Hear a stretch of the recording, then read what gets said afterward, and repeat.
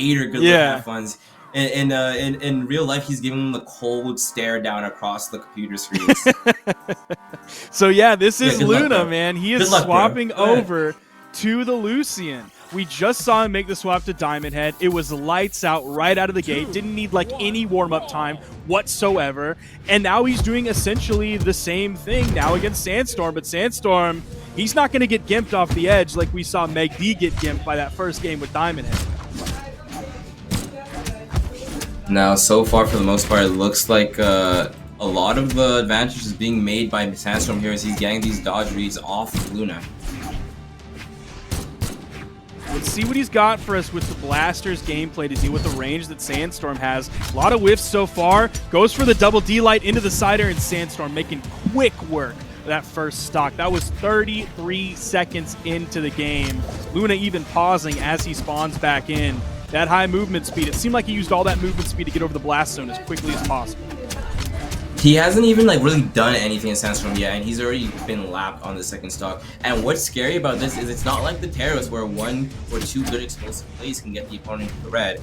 He's going to have to work for these stocks. And it's Apocalypse, it's Lucian. He's going to have to work, and he's going to have to work hard for them as he is unable to find anything off stage there, and he gets sent back on by Sandstorm. Sandstorm's being lenient with him. He said, I don't want to take you out just yet. Go on stage, and we'll continue our work here. But as I say that, Luna getting a nice edge guard, getting a nice play on that left side there, is going to lead Sandstorm to lose his first stock. That was huge. It wasn't like the most exciting thing. Like, we just got done talking about how flashy Luna is and how exciting he is to watch play, but that was just kind of, it was a slow burn of an edge guard that didn't forcibly send in the blast zone, but Sandstorm just ran out of in-air movement economy. Luna. He's starting something here. Sandstorm's able to get back to the main platform, didn't take too much damage. He only has about 60 damage on this stock, meanwhile Luna's in the red.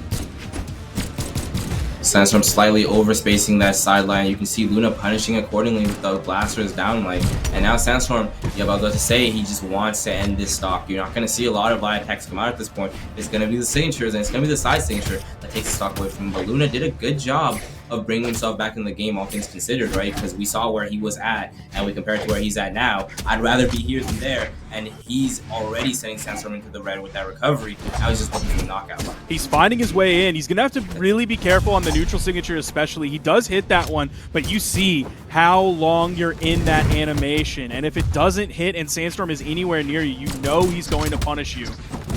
Nice, dude. The GC side signature, using it exactly like he was using the Qatar side signature on Caspian. He's gravity canceling it in the air, getting up high enough.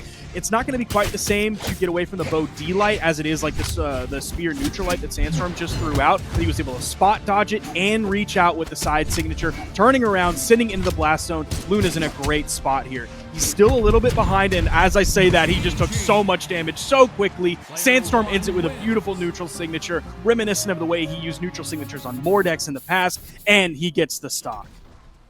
Now, there's great spots, and that's where Luna was. He was in a spot where he could really play it out and make a comeback. But then there's also Sandstorm spots where he just knows exactly what you're about to do next. He reads the movement of Luna, turns that fact that he's been waking up, he's been fast falling, into an end sig after the side light, and he gets that stock off. Not relatively early, that was the red, but earlier than Luna would have liked, considering he still had room to play with there. Now, you're seeing Luna take his time, sit in his lobbies, think, okay, the Lucian, for all intents and purposes, Sandstorm gave away his first stock. Didn't work. We kind of got rolled at the opening there. What else do we have? Because the Terrace earlier, sure, it took him to game 5, but it also didn't work. How many things do we want to pull out, right? And when it's Luna, he has that champion ocean. Some people have champion pools. So Sandstorm and Luna, they have champion oceans. They have a lot of things we can seek him out. He's still thinking about it. Has not chosen a legend just yet.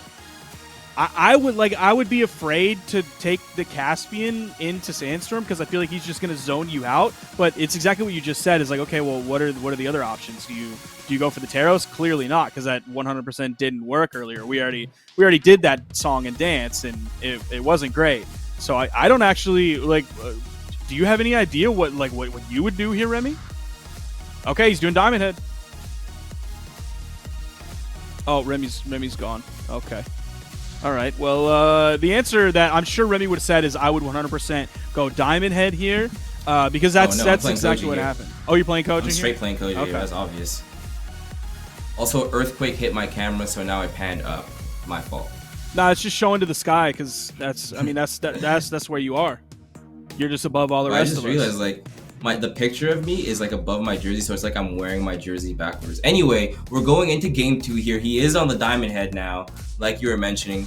And Sandstorm's still gonna be playing this Mirage for most part. 3, 2. Let's I see. don't think we're gonna see a swap from Sandstorm the entire time. I would hope that he shouldn't. He should not do that. His Mirage is incredible. I want to see him stick with this for a very, very, very, very long time. I want to see him take this legend to BCX. I think if it, for some reason, doesn't work here, I think that just means he needs more practice with it, not to go a different direction.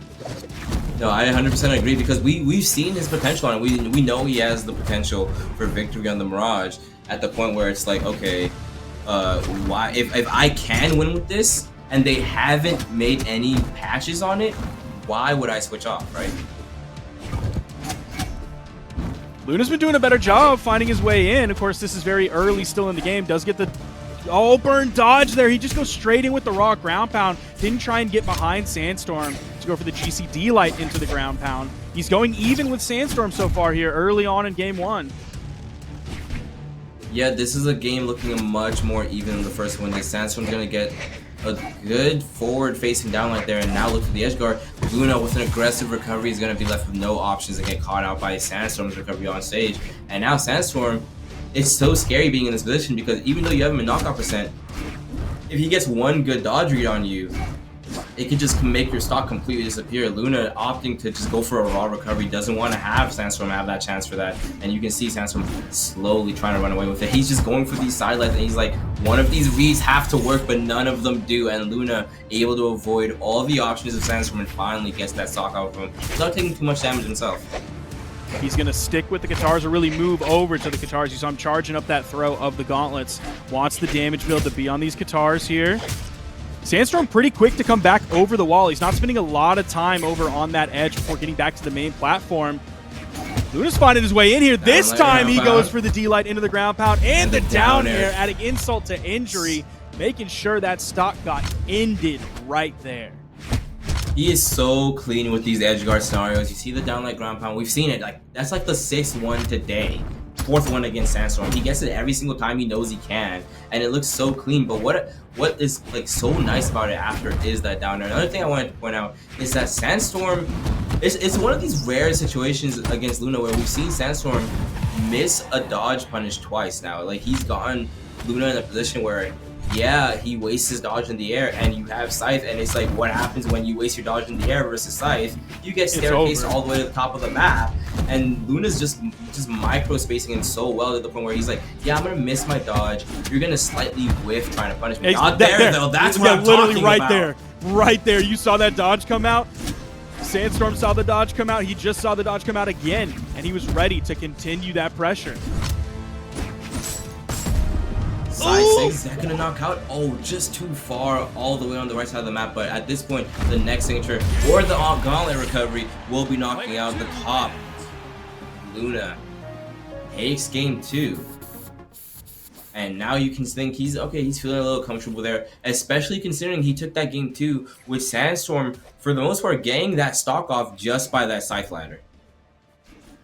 He was able to get in a lot better than I expected. I fully expected Sandstorm to be able to zone him out a lot better. Any of those initiations, I thought Sandstorm was just going to be able to use the range of both of his weapons to get through. We're still waiting on Luna to lock in. So even though he took that game, okay, we're seeing him come in now. He needed just a little bit of a breather, and we're going to be going back in. No legend swaps from either player. Luna's Diamond Head's only level 32. I just now noticed that. Oh, okay. I was about to say, was it on purpose or was it a mistake? Because Fortress of Lions is getting banned here from Sandstorm on Sandstorm's side, and I know Luna's been leaving it open and been going to it.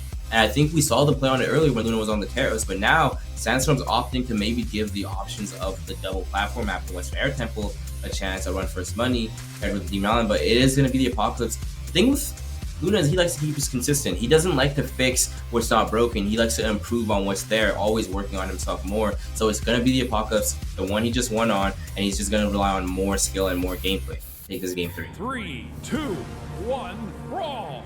We're getting into this game. Luna versus Sandstorm. We're now in game 3. They're both able to grab weapons very early on. Luna's going to start this one. Oh my goodness. Sandstorm's going to start that one off big. Of course, he's not going to get a stock off of that, but he's already added up over 100 damage just like that. Now, last game I was saying we have to think of Luna in a way where it's like, okay, he won that, and he would have won it harder if Sandstorm didn't get that huge scythe ladder. But now we have to think, okay, Sandstorm only lost that because he wasn't getting multiple scythe ladders as he opens up that first stock in a dominating manner. He's just running over Luna here with the scythe and with the spear. We see him opt for another scythe to open up the second stock as well. And Luna trying to get an edge guard scenario there. He doesn't find it, but on his way back to stage is gonna pick up a nice 3-piece. But it's 3 for 6. Like it's like the Burger King meal. I know we're sponsored by Trolli, but it's 1 for 8 nuggets here at this point for Sandstorm. And that makes my stomach feel a lot better than those Burger King nuggets does at the end of the day. So. Dude, I think he just heard you. He heard you talking about him missing the dodges that were coming out from Luna. He's like, I'm the GOAT. I'm not letting him talk to me like that. And oh my gosh, he's been insane with it ever since. Now I'm like, N6 is gonna take that stock off, even at a point where he still has some movement to play with. I think if he gets like N-Light recovery on Katars, it might take him out. Now we're looking at KO% for a bunch of moves, and it's gonna be the side sig that's the move of choice.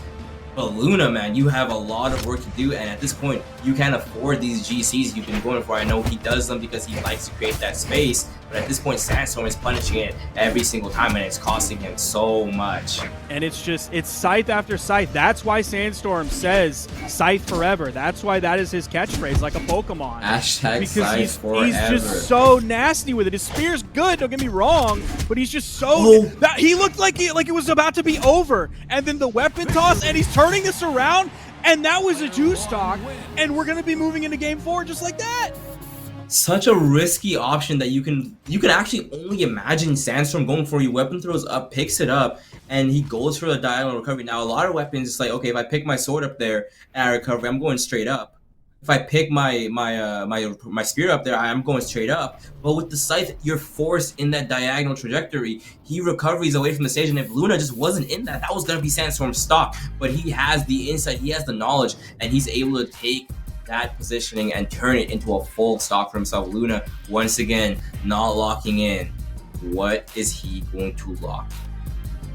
I don't think it's the Diamond Head. I don't think there's anything that you can do with that legend in a realistic world that is going to be able to contend with what Sandstorm just did to him. I don't think that was a fluke whatsoever. 508 damage was all it took. That is 169.3 average per stock. You turn red at 150. People don't normally KO right when you turn red. It takes a lot more. We were seeing Meg D average 230 damage per stock on several games today, but Sandstorm, all he needed was 19 damage past red averaged out for each stock to clinch that game. He looks unstoppable. I mean, he is unstoppable. It is Sandstorm. This is I would say is the world champion we're talking about, and Paul is the current world champion, but this is Sandstorm. He has that years of experience, that natural talent, and like I mentioned it the first game, like, yeah, you're not catching the dodges, but he's gonna adapt to it almost instantly after I call it out for him. Maybe he's watching the stream. Maybe if you need coaching, you know where to find him. No, you can't give that for free, right? If he's gonna take the coach, I gotta get paid something. He already got what he needed. Like, what else are you gonna tell him? He already stole it. Yeah, he got his free trial and he binged the entire series in that week, and he's good. Like, you messed up. This is my fault. Why am I casting? I gotta keep my secrets to myself. Real. Lucian is coming back out for Luna here. The map bans are really interesting, as we've seen APOC been taking off. We've seen Demon been taking off. He's thinking real hard and slow about how he wants to get into this game 5. I think you go. I was gonna say. Oh yeah, I had my order mixed up. I thought Sandstorm was gonna be picking from like Small Brawl, Small Enigma, and then the other one. I was gonna say if you're Sandstorm, just go Brawl Haven. Like you just take him out. It's over. But no, of course Luna continued to ban that out. We're going to Fortress of Lions. We got one soft platform, and of course the giant wedge on the bottom side of the stage, so you can't go under. This is definitely an interesting option from Luna because we see him ban out epoxies, we see him ban out the big maps, and sure, Smaller Fortress of Lions has that big ceiling, but it does have that relatively dragged in center hitbox from the left and right, so maybe he's going to be looking for these horizontal KOs instead. As I say that though, he starts carrying Sandstorm up into the sky. We're seeing a lot better of an opening with the Lucian this time than we saw last time, but Sandstorm, he's still keeping pace, he's still keeping even, and with the blasters, he gets so much value off of, but they're just going back and forth hit for hit. It's gonna be whoever can get this first big interaction here that takes the lead in this game. And we're seeing Sandstorm with this spacing for himself. I was waiting for the side C to come out. The space that Sandstorm was putting between him and Luna while Luna was over on the wall, I was waiting for the side C. It came out, it didn't make a connection, it missed, and Luna actually gets the first stock.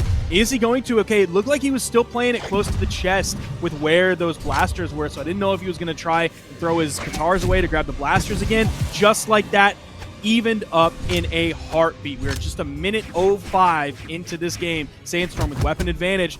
That neutral air, back-to-back neutral air, is giving him plenty of room to pick up the blasters. Even picks up the second blast of that blaster's neutral air. That's a dodge though.